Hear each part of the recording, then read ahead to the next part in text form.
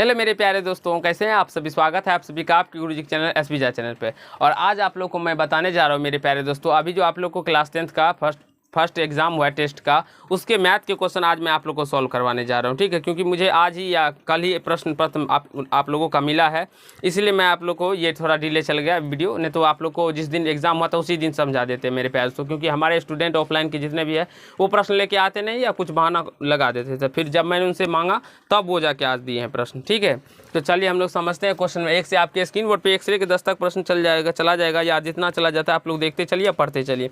अब कहा गया है 1 नंबर में मेरे प्यारे दोस्तों, ये ऑब्जेक्टिव प्रश्न, पहले हम लोग वस्तुनिष्ठ प्रश्न को करते जा रहे हैं और समझते जा रहे हैं। ठीक है, तो 1 नंबर में कहा गया मेरे प्यारे दोस्तों, किसी पूर्णांक p के लिए प्रत्येक सम पूर्णांक का रूप है। और आप लोग मिलाते चलिएगा, जो आपका सही होगा वो आंसर लिखते चलिएगा। ठीक है, देख लीजिएगा कितना सही किया है कितना गलत किया है।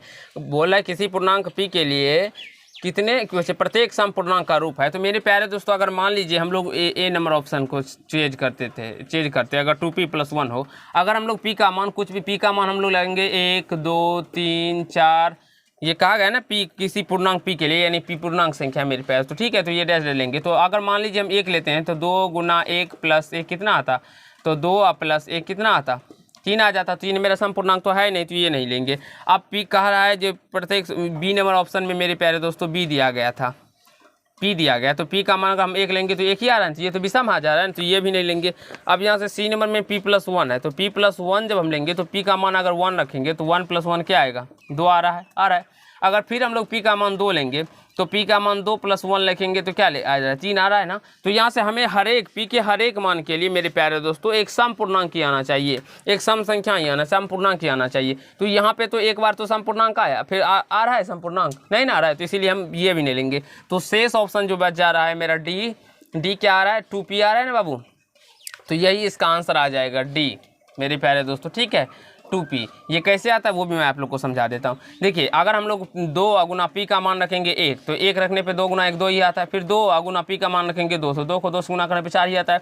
यदि हम 2 गुना के टर्म में p है तो p का मान अगर 3 रखेंगे तो ये 6 आएगा। तो आप देख सकते हैं p के कोई भी मान के लिए ये जो मान आ रहा है वो मेरे प्यारे दोस्तों क्या आ रहा है, तो सम संख्या ही आ रहा है। तो आई होप आप सभी को क्लियर हुआ होगा 1 नंबर ऑब्जेक्टिव। ठीक है, और सारे प्रश्नों को मैं आप लोग को समझाते चलूँगा, थोड़ा समय लगेगा मेरे प्यारे दोस्तों, लेकिन आप लोग को सारे पार्ट को देखना। अब कहा गया बहुपद y² मैंने 6y + 8 का घात होता है। मेरे प्यारे दोस्तों भी प्ले लिस्ट में जाके देखिए, आप लोगों के लिए बहुपद चैप्टर बहुत ही अच्छे तरीके से मैं बताया हूँ, जिसमें मैंने आप लोग को बताया था जो बहुपद का घात जो पूछा जाता है तो चर का अधिकतम पावर जिस पे भी होता है वही होता है। तो यहाँ पे देखते हैं ये भी चर है, ये भी चर है, तो इस पे पावर 1 है, इस पे पावर 2 है, तो अधिकतम पावर ये है ना 2, तो ये हो जाएगा, इसका आंसर ए हो जाएगा 2। तो जितने भी बच्चे हमारे ए दिए होंगे ये सही हुआ होगा उसका। ठीक है, हम लोग तीसरे नंबर चलते हैं।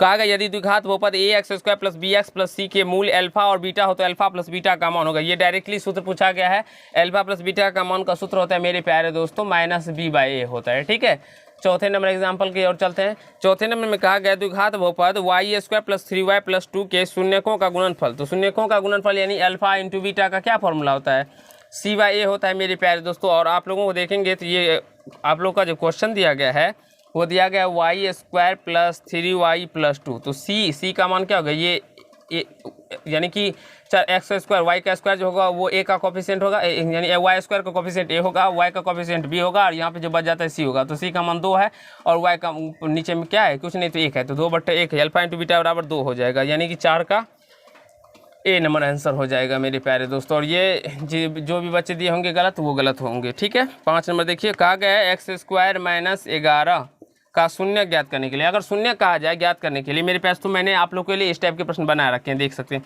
तो इसके बराबर में 0 करना है। अब यहाँ से x² बराबर क्या हो जाएगा, माइनस में इधर आने पर ये +11। अब जब x² हटेगा तो इसके 2 मान आएंगे, प्लस माइनस √11। तो यहाँ से x का मान हो जाएगा √11 और माइनस में √11, प्लस में 11 और माइनस में 11। तो आप लोग देख सकते हैं इसका आंसर कितने नंबर आंसर है। यहाँ पे देखेंगे तो मेरे पास तो इसका बी नंबर नहीं, डी नंबर आंसर सेम है, डी नंबर आप लोग का मिल जाएगा। ठीक है, तो आई होप क्लियर होता होगा, कहीं से कोई दिक्कत या समस्या नहीं होता होगा आप लोग को। ठीक है, अब 5 नंबर समझ गए, 6 नंबर समझते हैं। तो 6 नंबर कहा गया है यदि एक वृत्त की परिधि 132 सेंटीमीटर हो तो इसकी त्रिज्या ज्ञात कीजिए। देखिए मेरे प्यारे तो वृत्त की परिधि दिया गया है, परिधि कितना दिया गया है 132 सेंटीमीटर। ठीक है बाबू 132 सेंटीमीटर। तो हमें इसकी त्रिज्या ज्ञात करना है। तो आप सभी को पता होगा वृत्त की परिधि बराबर होता है 2πr और इसके बराबर हम लोग 132 सेंटीमीटर कर देंगे तो 2 अगुना पाई का मान होता है 22/7 अगुना आर। अब यहाँ से इसका हल करके हम लोग आर का मान निकाल लेंगे। तो यहाँ से क्या हो जाएगा, इस आर बराबर क्या हो जाएगा 132 और ये देखिए गुना के भाग के टर्म में 7 इधर आएगा तो ये गुना हो जाएगा और ये दोनों गुना के टर्म में आर के साथ गुना के टर्म है ना बाबू, इस साइड लेके आएंगे तो ये भाग हो जाएगा। तो ये काटेगा 11 से काटेंगे तो 11 दूनी 22, 11 का 11, 11 दूनी 22, 11 का 11, 11 दूनी 22, 12 आ गया। फिर 4 से 4 तिया 12। तो यहाँ से त्रिज्या कितना निकल के आ गया 21 सेंटीमीटर। तो देख सकते हैं क्वेश्चन नंबर 6 में 21 सेंटीमीटर कहाँ दिया गया, डी नंबर में दिया गया है। तो इसका आंसर 21 सेंटीमीटर हो जाएगा। ठीक है बाबू। 7 नंबर में कहा गया बिंदु -12 और -18 की कोटि है। मेरे प्यारे दोस्तों ये एक्स का निर्देशांक होता है, ये वाई का होता है।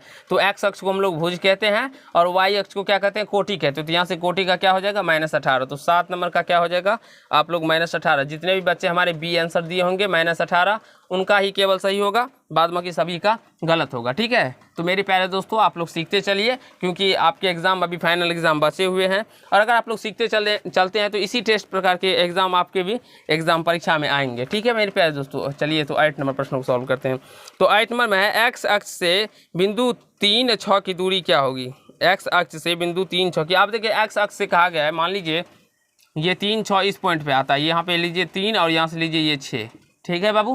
तो ये 3, 6 जो बिंदु आएगा यहीं पे ना आएगा बाबू, आएगा ना। तो कहा गया एक्स अक्ष से यानी यहाँ से ये बिंदु कितना दूरी है, 6 दूरी है ना। यहाँ से ये बिंदु कितना दूर है, 6 ही है ना। तो ये 6 हो जाएगा इसका आंसर, ये 6 इकाई हो जाएगा इसका आंसर, 6 इकाई। ठीक है, क्लियर हो गया होगा आप लोग को। अब 9 नंबर देखिए तो बाबू दिखाई पड़ रहा है ना।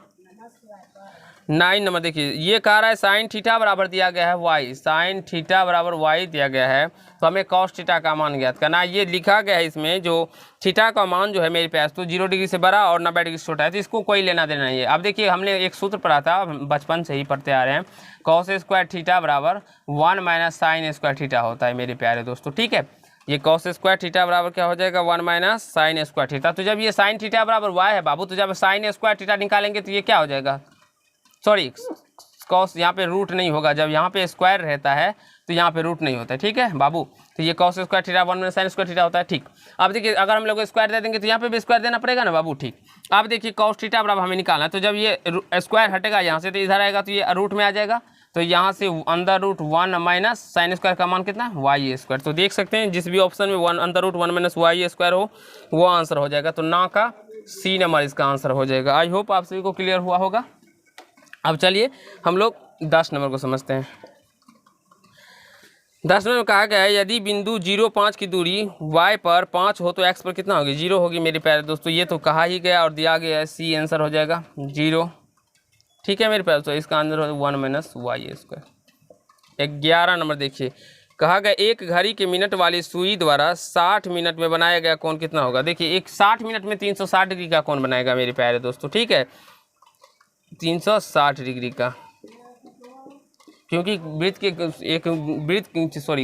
घड़ी जो होता है वो एक गोलाकार होता है मेरे पास। तो उसके केंद्र पे किसी भी अगर वृत्त है या गोलाकार कोई भी वस्तु है तो उसके केंद्र पे 360 डिग्री का ही कोण बनेगा। ठीक है बाबू, आशा है क्लियर हुआ होगा। 12 नंबर प्रश्नों को समझते हैं। 12 नंबर में कहा गया यदि एक वृत्त का क्षेत्रफल 154 सेंटीमीटर स्क्वायर है तो इसकी परिधि ज्ञात कीजिए। तो देखिए वृत्त का क्षेत्रफल दिया हुआ है, क्षेत्रफल कितना दिया हुआ है 154 दिया गया बाबू। तो वृत्त का क्षेत्रफल का फॉर्मूला था पाई आर स्क्वायर, तो इसके बराबर 154 कर देंगे। तो यहाँ से पाई का मान 22/7 गुना आर स्क्वायर इक्वल टू 154 हो जाएगा बाबू। हम चाहते हैं मेरे प्यारे दोस्तों तो हम डायरेक्टली भी इसको मार सकते हैं क्योंकि हमें इसका आंसर पता है। ठीक है, लेकिन हम आप लोग को समझाने के लिए इतना प्रोसेस कर रहे हैं। 154 भागा के टर्म में इधर आने पे ये गुना हो जाएगा और ये 22 गुना के टर्म में आर स्क्वायर के साथ इधर आने पर भाग हो जाए। तो 22 सते 154। अब आर स्क्वायर है तो आर बराबर अंदर रूट क्या हो जाएगा 7 गुना 7।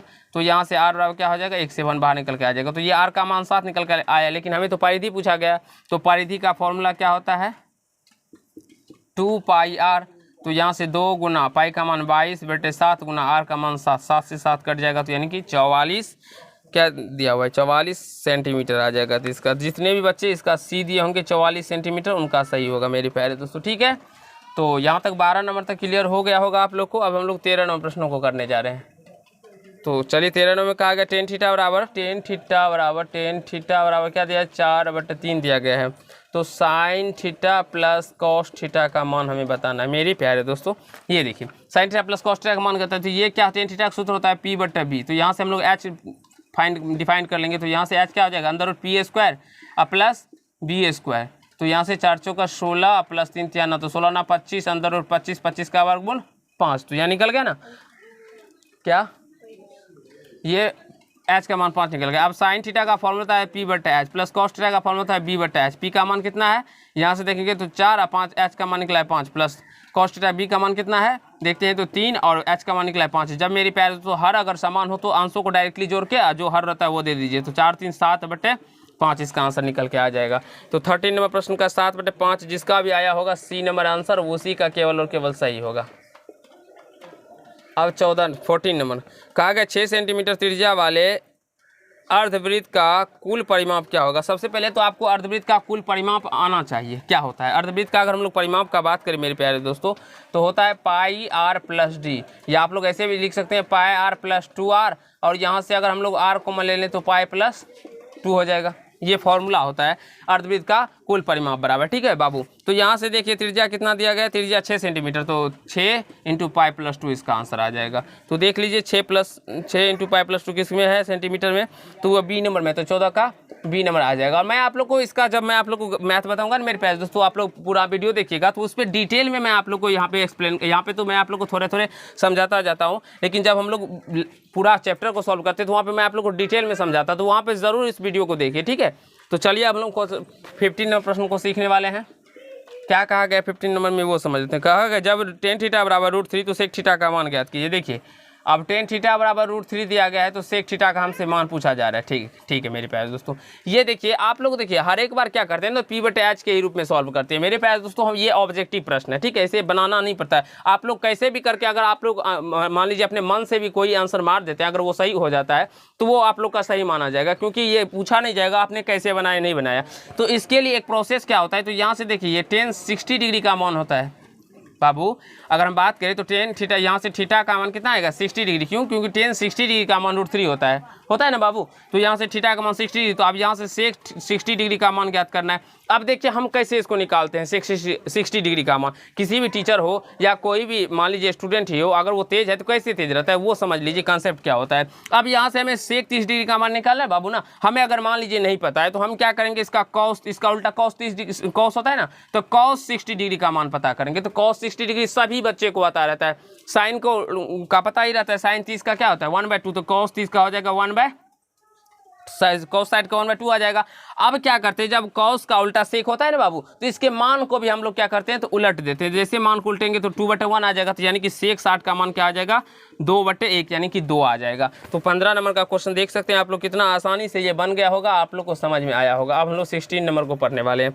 कहा गया है बिंदुओं के बीच की दूरी ज्ञात करने के लिए मेरे प्यारे दोस्तों 2 पॉइंट दिया गया है। हम चलिए देख लेते हैं यहाँ क्या सब दिया गया है। 9 और 3 दिया गया है, और 15 और 11 दिया गया है। ठीक है, तो इसके बीच की दूरी ज्ञात करना है हमें।